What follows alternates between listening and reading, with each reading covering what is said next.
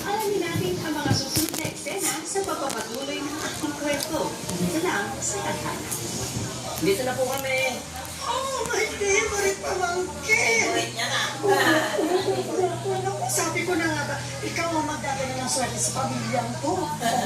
May pabayaran pa ako, tingnan mo naman. Diba? Ito na nga bang sinasabi ko?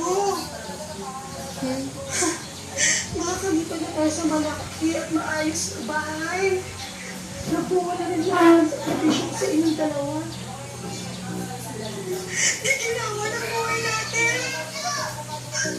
Ay, gutom na siguro kayo, ano?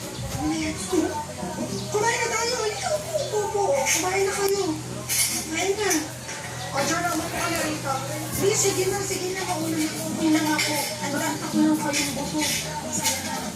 Ang dami ko nito. Sabay na muna, sige. Kami. Oo, kain. Sige na, kain. Kami sa baby. Diba? Aji ko, akot-akot.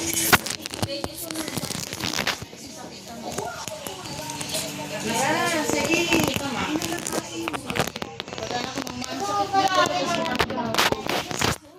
Uy, bawal yan. Bawal naman tayo Hindi dyan. rin ako yung nabigyan ng bahay.